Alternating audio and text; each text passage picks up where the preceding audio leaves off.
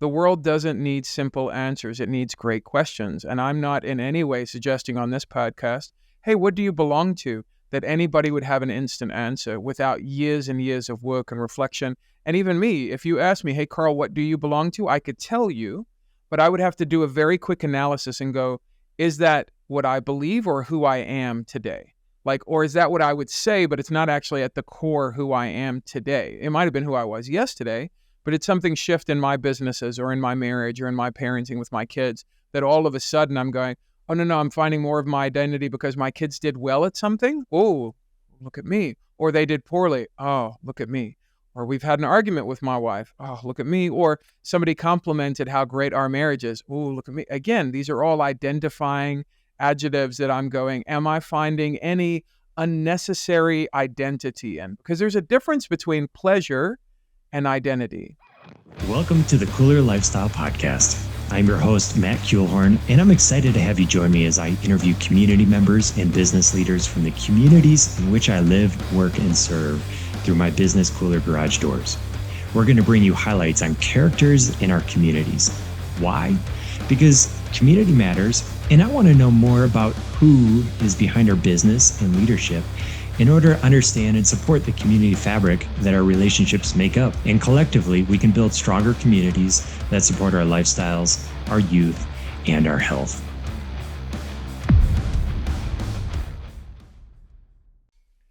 Ladies and gentlemen, welcome to the Kooler Lifestyle Podcast. I'm your host, Matt Kuehlhorn. Today, I'm incredibly excited. We get to hang out and talk with Carl Lubbe, who I've become friends with over the time. And Carl, you're founder and CEO of Curiosity Coach, an executive coach who can also bring in a lot of culture pieces for companies. And you've shared your story with me and with others in our group. It's fascinating. I kind of want to just start off and just tee up a little opportunity for the concise, like, who is Carl? Where are you beaming in from today? And, in general, I just want to give you a warm introduction and let you kind of set a little bit of contextual stage. How did you get into coaching? Yeah, man, I appreciate it. Thanks for having me on. Yeah, so I currently live in Atlanta. I've got a little bit of an accent because I was born and raised in South Africa. Came to the States, during middle school, finished high school, went back to South Africa, reconnected with a family, did something the Aussies would call a walkabout, kind of go in self-discovery, find myself sort of thing. Came back to the States, was a bit of an academic, so everybody thought, oh, it's PhD, that's kind of the path for Carl. And then ended up spending the next 10 years as a professional musician.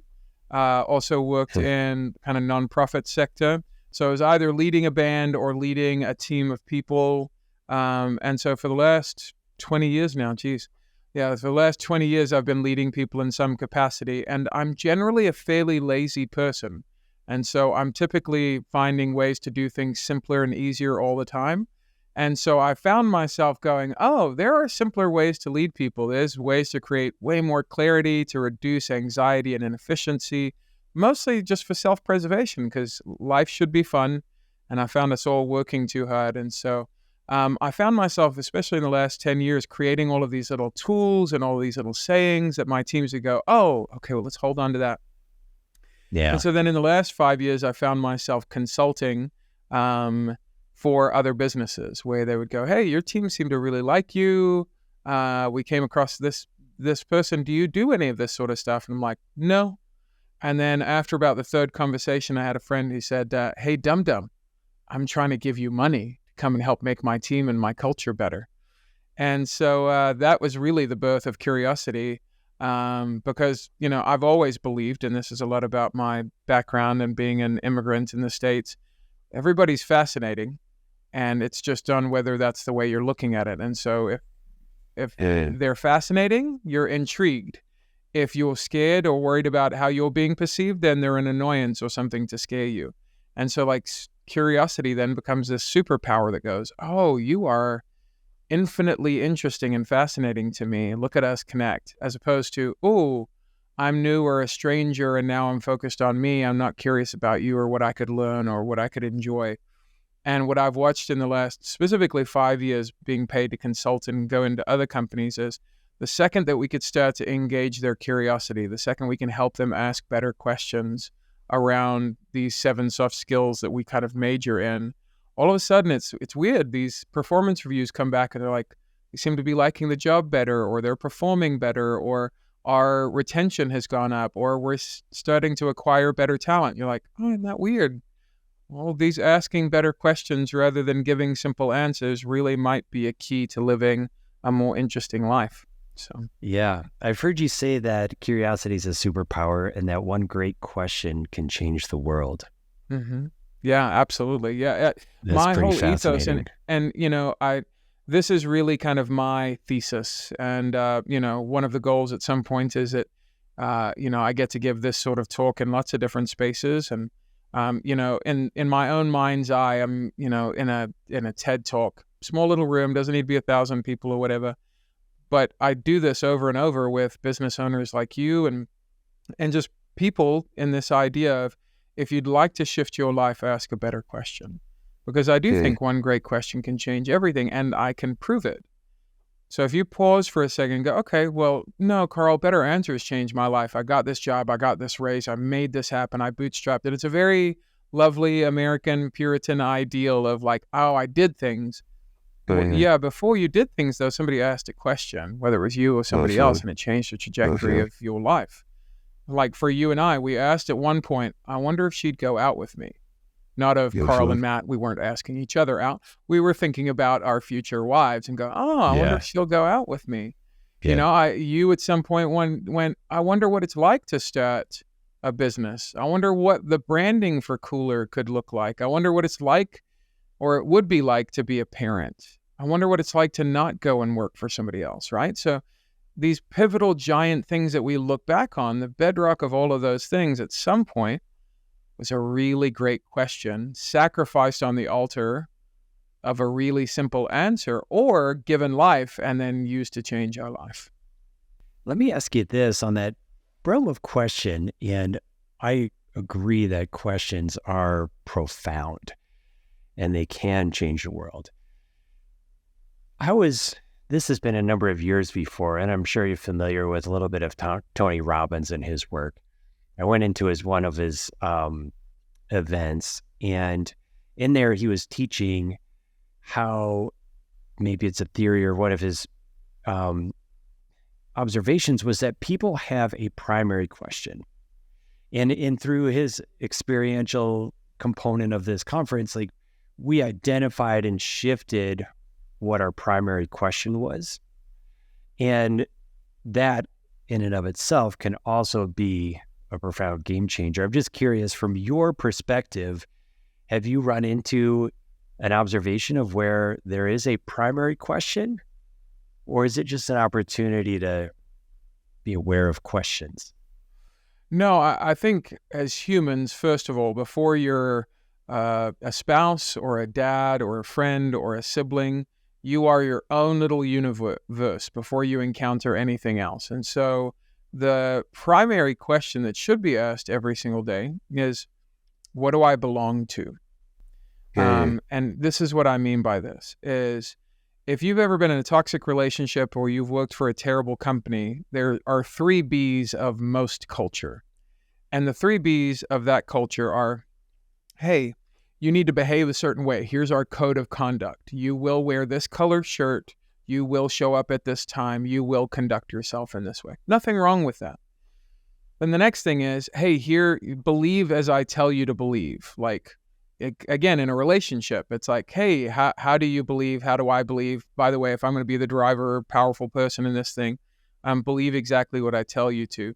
And then the third part of that, the outcome is going, oh, and then you will belong conditional to those things, to the level at which you behave and believe appropriately. We even see this in, what I would call most parenting. It's like everything's behavior modification, and then everything's like, whether it's religion or tribalism, nationality, political affiliation, whatever it is, it's like you need to believe what mom and dad believe because there's safety in that. And there's nothing wrong with that. This is primal safety things. And I 100% agree with that. If we're going to starve to death, the tribe needs to behave in a certain way and believe the same things in order to survive, in order to belong in a tribe that lives. But most of us are not living in survival spaces. And yet we still have survival instincts dominating the way that we're living in spaces made for thriving and existing and producing and living well. And so what you want to do is reverse those 3 Bs. So instead of going, oh, first it's behave the way I told you to, then believe exactly what I asked of you, and then you will belong conditionally. Doesn't that sound like a toxic culture of like, hey, if you've ever worked at a call center, like one of my first jobs out of college is I was an executive headhunter for engineering firms, and they had a quota and a thing. It wasn't at all about anything other than you will show up at this time, you will make this many phone calls in our system, you will adhere to our belief about the way you talk to people according to the script on the call sheet. And then if you do all of those things, you will belong for another day, meaning here's the paycheck. And it creates a, what have you done for me lately culture. And this is also where you see massive turnover. It's where you see people leaving families. It's where you see people leaving marriages. It's also where you see you starting to disassociate with yourself. Because this is where I see a lot of people where they have shame or guilt or condemnation about themselves that is inherited. And they go like, oh, I didn't do the thing the right way. I didn't behave properly, or I didn't believe hard enough to get the special prize. And so now I don't belong. So now I can't belong anywhere. And oh no, I don't have any self-worth. So this is, again, the whole internal conversation. Yes. But Matt, you're already clever enough. You already run a great company like this. You've already positioned how to flip the 3 Bs. You're doing this in your marriage. You're doing this in your parenting. You're going, hold on. Matt needs to belong to Matt first, without the moniker of dad or spouse or owner or whatever. How am I in my own headspace? And that's, to your point, that's the pivotal question. What do I belong to? What is my most important adjective? Because if you can have that, you can have everything. Because what I would tell somebody is your adjective has to be immutable. Like, I'm married, I have kids, I have several businesses. What happens if she dies or they die or the businesses go under? Am I no longer Carl? Can I no longer exist? Do I have what you would talk about in Tony's work? What is that pivotal, urgent, baseline question? Well, the question that most people ask are, who am I? And I would actually encourage you to ask a different question that will help you ask the who am I is, well, what do I belong to? Because then the belonging forms new belief, and eventually that shapes different behavior. Yeah. That's incredibly powerful, and I hope listeners are picking up on this. I got goosebumps as you were sharing that. And you hit on something that's incredibly difficult. It's heavy lifting to be able to answer that question, to be able to get yourself so immutable that if all of the external things were to pass, were to fall apart, I mean, I've done a lot of internal work. I still feel like a lot of my self-worth is tied into the success of my company. It's hard to detach. It's incredibly hard to detach. And the problem is, and I have the benefit of getting to see this every day with different executives and founders and entrepreneurs. I mean, that's why I feel like I've got the luckiest job in the world is I get to have conversations like this over and over. And I've held, a founder's hand emotionally while the thing crumbles. I've also held the same founder's hand when they go for a valuation and it's about to sell for tens of millions of dollars. And it's the thing is, it's the same coin, it's just different sides. And the problem is actually still the same, is you're playing with the wrong coin. And so no matter how you flip it, you still lose. It's kind of like if we could play, heads and tails. If I go, hey, heads you win, or heads I win, tails you lose.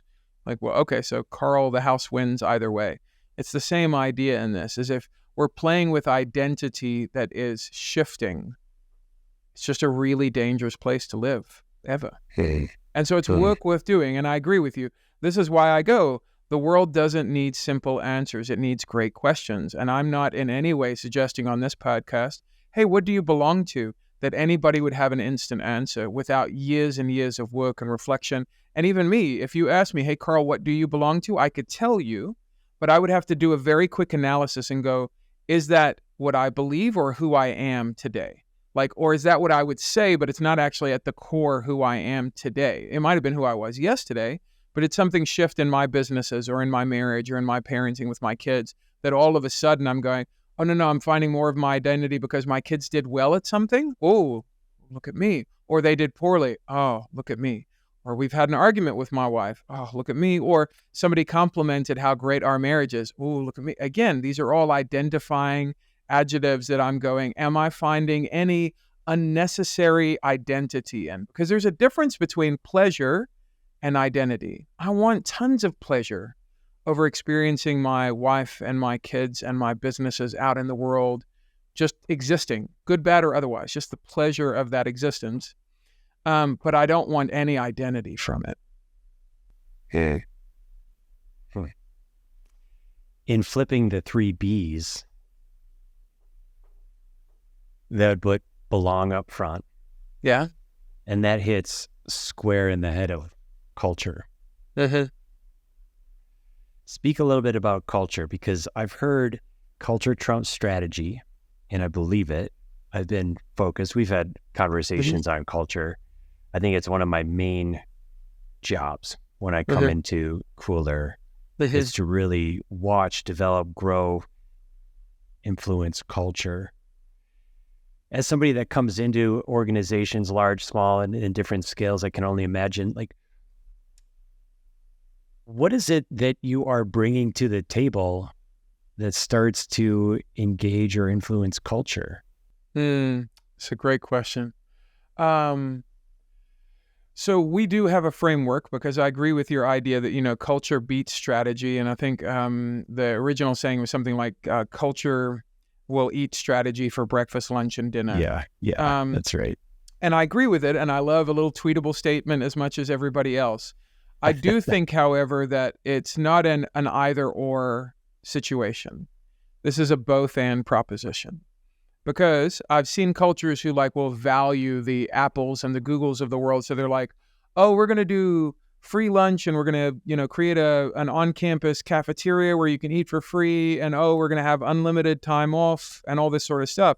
They're picking up little strategic things, but they never actually got a culture piece right, because culture is people. Culture is the same thing as brand. You can say what you think the culture is, but even in my brand of curiosity is not what I say it is. It's how Matt feels in light of my brand. That is the actual brand. Culture is the same thing. Culture is not what I say. It's how my people inside this thing that we've decided to belong to each other, it's how they feel about being there and doing the work and being connected to both each other and the work. And so when I come into this space with a company, I want to help them with the idea of that there's no such thing as, oh, it's not personal, it's just business. It's like, that doesn't exist. Everything is relationship. Everything is people. The line that I would give you that sums this best up for me is your product is not your revenue. Your people are your revenue. You can sell any widget and make money. If you want to scale something, if you want to move from operator to owner, everything is about people. They are both your revenue and your profit. And so when you think about culture, it's going, how do I create a sense of who we are as a culture? Now, the first thing I would tell you is the human brain goes to pain 9 times faster than pleasure. So a lot of people will unwittingly assume, oh, culture is about how do I make everybody feel warm and fuzzy and hit the pleasure centers of the free food and the time off and all this stuff. And I would tell you, that's a lovely thing. But they're more afraid avoidant than they are pleasure seeking. And so your main job in the culture is to create clarity. And so I agree with you in that there's a little bit of this asterisk over culture eats strategy for breakfast. Because I think where people think about strategy is the external, how do I gain customers? How do I keep them? How do I build this thing? And what I would tell you is the first and primary strategy is, how are you building culture strategically?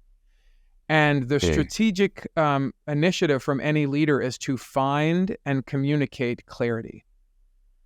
And so in our company, we talk about there's 7 main problems inside a culture. And these would be conflict resolution, expectation setting, onboarding, skill development. We call this people development. Then there's leadership. I'm going to forget something here. Ideation, and then 2 more. For the people watching at home, they're going to be like, wow, that was a terrible rendition of the thing you spend your life doing here.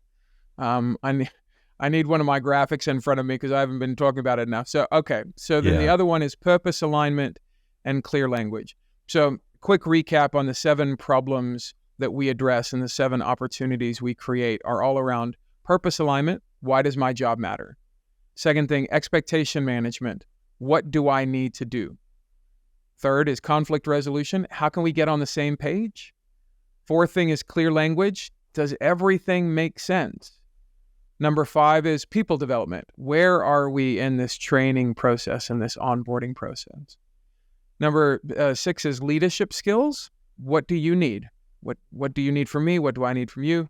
And then lastly, idea implementation, meaning what are the next steps, which is incredibly helpful to people who are big idea people. And so in these 7 spaces, they're all touching culture because people have anxiety about one of those 7 things, 2, 3, 4, but there's some space inside anybody who's on your team who's going, if we increase the clarity on one of those 7 things, I would enjoy it more. And watch, did we just increase the level, the standard of the culture that we have? Because we have, in our language, we talk about reduce anxiety. We jokingly say that our coaches are anxiety assassins because we come into a place and we go, ambiguity creates anxiety, clarity creates connection.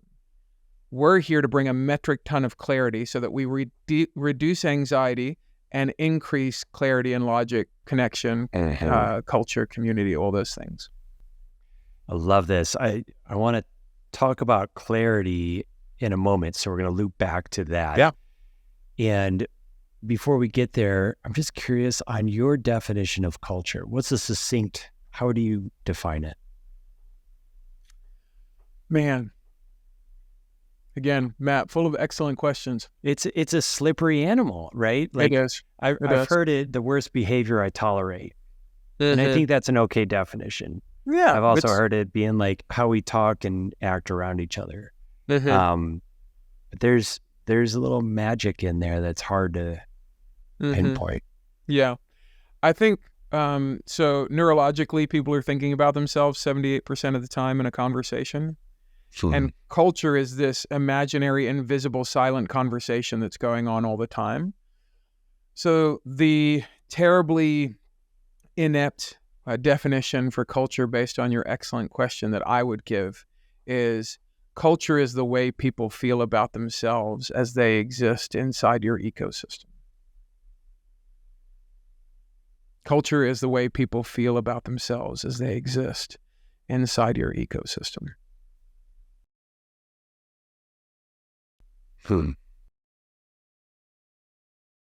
Starting to make some connections here. The clarity component, and this is so important because as organizations grow, we don't just get more complex in multiples, we get more complex geometrically. And what I mean by that is if you or I were an organization, there's me and there's you, 2 perspectives. If we had a third person, now there's 6 different perspectives. It goes geometric, and we had another, and it just goes. And so fighting for simplicity is incredibly important as organizations grow. This is one of the things I'm learning and fighting for. In that simplicity, breaking that down, what I'm hearing from our conversation is that can reduce anxiety, that can level up the feeling that my team members have, or the feeling that people have when they come around any one of our team members. Like culture is a feeling. 100%. And that pursuit of clarity, I say, is the number one job of any leader. But then we also train executives, middle management, frontline workers, everybody in the organization. You're all leaders, whether you've been there 3 days or 35 days. All of you are in this pursuit for clarity because, to your very elegant geometric illustration, just because one person can find clarity and then communicate it to a one-on-one degree, that doesn't mean it's happening in the 5 other spaces that you just mentioned in, just a triangle of 3 people. So now it's everybody's responsibility to ask clarifying questions. Hey, is this what I'm hearing you say? Okay, great. And let me state that back to you. Is that right? Am I getting it? Are we, is the game of telephone breaking down? And so this is a company-wide pursuit for clarity. It's not just from leadership. And so this is, again, where I think great questions are more powerful than simple answers, because one great question can go, oh, hey, I don't know that I fully understand. Is this what I'm hearing you say? And you go, oh, I'm glad you said something. That's not at all what I'm saying. And we would have gone down 2 hours, 2 days, 2 quarters in the wrong direction and had real frustration. And you're really talented. I'm really talented. Oh, and we just missed each other because we didn't take the time to ask one more great question. And that's also where our saying comes from. The most important question is the next one. Yeah, I can't help thinking about it's not asking questions or not engaging the conversation that makes good TV. Like when I'm watching TV shows, I'm like, just ask that person the question. Yeah, 100%, right? This is the makeup of any good rom-com movie. You're like, had you just had one simple conversation with one fairly direct question, this movie would have ended an hour and 20 minutes prematurely. All right, so here's a question that I want to bump up against feeling. And so I'll create this context, but it goes to this little convo. Culture is felt. I think brand is felt. And yet in the space of business, I think that there is almost a disconnect with feeling. We want to use the intellect. We want to put our feelings aside and forge forward and just go do whatever is needed. And I would imagine some of the hesitation or some of the things that stop people from asking some of these questions is either they don't have the awareness or the skill is not there, the practice of moving through some feelings. How do we tie pieces together? Like if I'm hearing this correct, like we do want to engage our feelings, which society and some of us have been trained not to feel. And then how do we recognize a feeling that might stop us from asking that next great question? Man, These I are love deep this questions, conversation Carl. so I'm much. hitting you. No, I love this conversation so much. So the simple answer to your great question, which goes against what we just said, is there's a need for EQ training. So we have lots of hard skill training, but there is not enough yet emotional quotient, like your ability to be in a difficult conversation, your ability to hold your tongue while somebody else speaks, the ability to really carry something painful for somebody else without the need to immediately resolve it because it makes you uncomfortable. These are markers of a great human, of going, oh, like I can be in the middle of your mess and not make it about me. I can be in the middle of your struggle and just feel it. Because one of the things we tell clients all the time, you have to feel it before you can fix it. You cannot reorg that. It doesn't work. You can fix it for a while, but eventually the thing will break if you don't get a chance to feel it. And so you brought up about half a dozen really great, roadblocks to that. One, we haven't been trained to do that, right? Society has said, well, for most of the time it's inefficient to feel. And especially in the West, and especially like, oh, we're all entrepreneurs and we're wanting to scale and build and I don't have time and all this sort of stuff. I would tell you, you don't have time not to. And honestly, the efficiency thing is a bit of a bit of a misnomer. It's this idea that, oh, I'm a great multitasker. No, you're not. You're doing two things badly. The brain is neurologically incapable of multitasking. It's something we've sold ourselves that we can do. But if you talk to any neuroscientist, they'd be like, that's not a thing. It's actually physiologically impossible. And so because of that, it's going, okay, if I could have a 10-minute fixing conversation that I will have to then keep on fixing because I didn't ever feel it, as opposed to I could have a 9-minute feel it conversation, which leads to a 1-minute fix it conversation. And then I would never have to fix this repetitively again. We might have to come back to it. And look, this is another concept that I can prove. Anybody who's ever been married, especially if you're faster, if you're processing faster, if you're wanting to get to the resolution, people will put this on gender lines all the time, like, oh, women would like to feel something and men want to fix something. It's not as simple as that. But for the generic statement that most of us have heard our whole life, if you are a man in the conversation going, just tell me what you want and I will go do that thing. How well has that gone for you repetitively having the same conversation for a decade? You fixed it tens of thousands of times and you still find yourself having the conversation. And it begs the question, if fixing it hasn't fixed it, what would feeling have done? If I sat with the pain of what this other person is experiencing for the 9 minutes that I took begging for a solution or the opportunity to fix it, is there any chance there was a different return on that investment? And I would say it's the same in all relationships. With most people who are working for you, they are looking for somebody who feels safe enough that they could feel something or be given permission to feel something and then be given a strategic outlet to go and fix that thing. But you cannot fix it before you feel it unless you would like to fix it over and over and over again. And here's the other thing. At that point, we're not growing people. We're trying to fix them. And so they never learn any sense of self-sufficiency because they've never felt anybody has actually heard them. And this could be something as small as in your world, man, it feels really hard to do this work at 12 degrees Fahrenheit in the middle of February. If I was allowed to bemoan that fact to you for 5 minutes, you'd be like, oh man, you're right. That's really hard, as opposed to, hey, suck it up, buttercup, go get your jacket. If for a second you're like, hey, you know what? I remember this one winter and I just could not get it together. This work was so hard. And I just want to let you know, I deeply appreciate not only you showing up when you feel that way, but you sharing with me. It's really hard. Is there anything else you want to say about that? Is there anything else I could hear or carry for a second? And they're like, no, man, I just feel better that you didn't guy shame me into not being a buttercup. Oh, by the way, have you seen those new jackets where you can push the button and it heats itself? Oh, great. So all of a sudden you had a feel it and then a fix it conversation that took the same amount of time. And I can guarantee you bought at least another 6 months of capital with that person because they went, oh, you didn't shut me down, especially when I was expecting to, especially when I was going, I'm going to say this and he's going to say it back. And now we're just going to have an arguing match about how he's tougher than I am. It's a rich conversation. It's so good. When companies, individuals come to you and hire you, who are you most effective with? So it's funny you asked this question because I was just with my team yesterday talking about planning for 2024 and, hey, what's my margin and how do I do this? And they're like, yeah, but tell us the best client. Who's the person you get the most out of or they get the most out of you? And I said, I know this is going to sound so stupid because every business book talks about riches and niches. So find this person and just replicate that thing.